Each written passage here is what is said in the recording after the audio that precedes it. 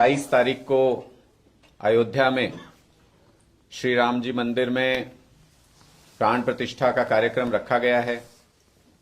उसी संदर्भ में 21 तारीख को आम आदमी पार्टी सभी जिला मुख्यालयों पर हरियाणा के अंदर सुंदरकांड पाठ का आयोजन कर रही है। श्री राम जी के सबसे बड़े भक्त हनुमान जी और प्राण प्रतिष्ठा के इस अवसर पर सुंदरकांड के पाठ का सुंदर आयोजन किया जाए, इससे बेहतर क्या हो सकता है।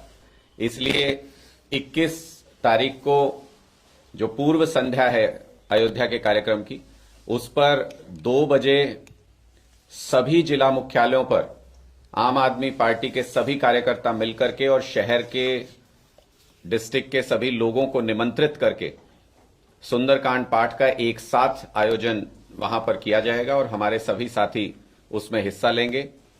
एक ये महत्वपूर्ण सूचना आपके साथ साझा करनी थी।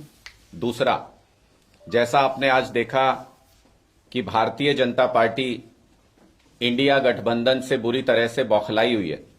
भारतीय जनता पार्टी को अपनी हार स्पष्ट रूप से नजर आने लगी है और उसका एक ट्रेलर आज हमको देखने को मिला। चंडीगढ़ में मेयर का चुनाव आज होना था। उस मेयर के चुनाव को भारतीय जनता पार्टी ने कुछ वजह बता करके उसको टालने की कोशिश की। बहाना बनाया गया कि जो प्रिजाइडिंग ऑफिसर है उनकी तबीयत ठीक नहीं है।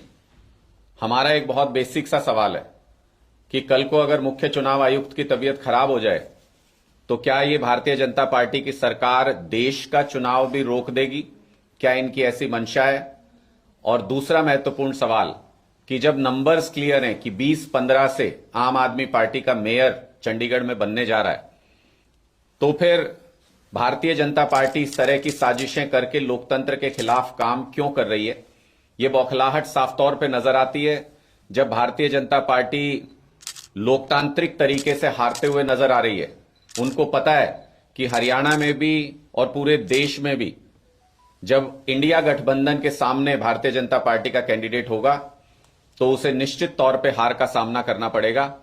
इसलिए भारतीय जनता पार्टी इस तरीके के हथकंडे अपना करके मेयर के चुनाव को टालने की कोशिश आज चंडीगढ़ में की गई। सब जगह पे आप देखें 33 जगह पे कम से कम जो नगर निगम नगर निकाय के चुनाव है वो पेंडिंग है, वो चुनाव नहीं करा रही है भारतीय जनता पार्टी।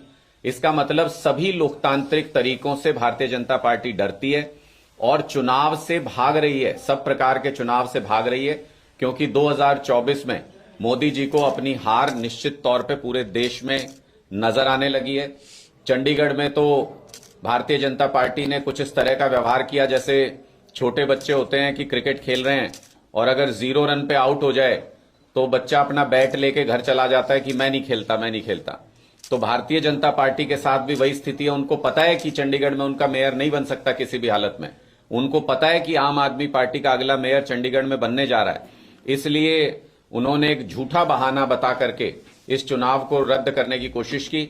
हम कानूनी तरीकों की तरफ जा रहे हैं। इस चुनाव को होना चाहिए। लोकतांत्रिक प्रक्रिया को इस तरीके से कोई भी बहाना बना के रोका नहीं जाना चाहिए। लेकिन इन सब से ये जरूर स्पष्ट हो गया है कि भारतीय जनता पार्टी पूरी तरह से इंडिया गठबंधन जैसे जैसे आगे बढ़ रहा है, भारतीय जनता पार्टी बुरी तरह से बौखलाई हुई है और सारे हथकंडों का इस्तेमाल कर रही है, चाहे उसमें एजेंसियों का दुरुपयोग हो या फिर उसमें चुनाव टालने के बहाने हो। आपके कोई प्रश्न है तो आप पूछ। जींद रैली रख रखी है आपने, उसके लिए क्या तैयारियां और क्या विशेष होने जा रहा है? देखिए, जींद में 28 जनवरी को बदलाव महासभा का आयोजन किया गया है और ये आयोजन अभूतपूर्व है। हरियाणा में आज तक इस तरह की कोई रैली आपने नहीं देखी होगी। यह अद्भुत संगम होने जा रहा है। और किस तरह का संगम? ऐसा संगम जिसमें 7,000 हरियाणा के गांव लगभग और 1,000 से ज्यादा वार्ड। हमारी कोशिश है, हमारे कार्यकर्ता इस मुहिम पर जुट गए हैं कि इन सभी जगहों से पार्टिसिपेशन इस रैली के अंदर होगा।